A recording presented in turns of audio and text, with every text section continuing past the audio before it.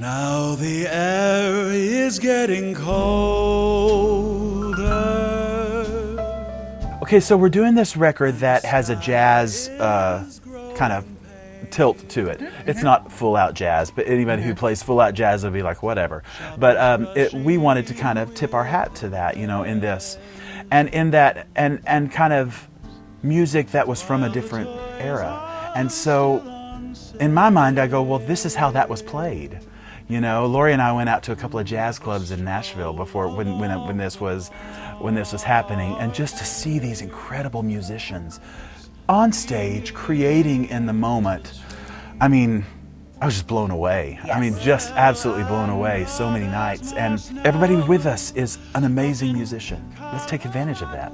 Let's just throw our hat in the ring here and say, hey, here we go. We're going to just create music and let it happen. But a tender Tennessee Christmas. You have listened to so many crooners in your lifetime. I've seen your Christmas list, some of your favorite Christmas songs, and you love the Nat King Coles and the Dean Martins. So how much of that musically and emotionally in the studio was a part of that arranging and that process? Well, I mean, Tony Bennett. That's what he's probably my all-time favorite artist.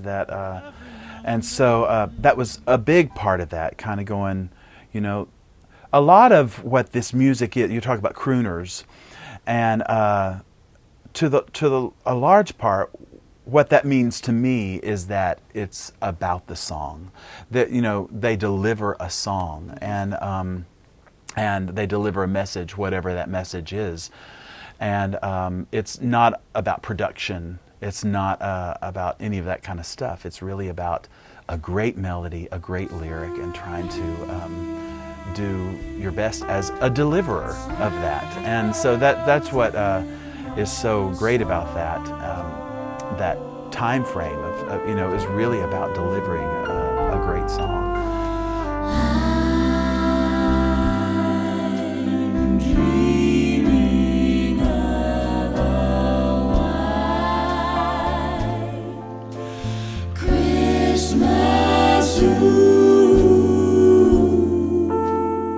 I have a hard time just putting out a collection of, hey, I'm just going to sing, y'all just play and I'm just going to sing the melody or whatever. I have a hard time doing that because I want to feel like I'm developing as an artist all the time, know? And I feel like we accomplished that. I feel like that even though it is a Christmas project, it feels like it's moved us somewhere. And that's always my goal, is that it moves us forward somewhere. And that if there's one thing that I'm just so happy with, it's that we could do a Christmas project that feels like it's also moving us ahead artistically. Fall on your knees, hear the angel voices. I've been looking for something to sing with Charlotte. Charlotte and I have never sung a duet before, and I called her up and I said, hey, would you mind singing? And she started crying. She was like, oh, I'm so happy to do it. And so I was like, okay, well, that's good. And so then I didn't write it as a duet, so I went back and kind of reworked it all. And the challenge with something like that is, how do you take a lyric that is so beloved, not only by the world, but by me, and kind of do something different with it, frame it differently? And my goal on it was to be a Christmas worship song. That was my goal. And so, fall on your knees. Fall on your knees. And the choir comes in, and the congregation comes in, fall on your knees. And so it really took on a life of its own.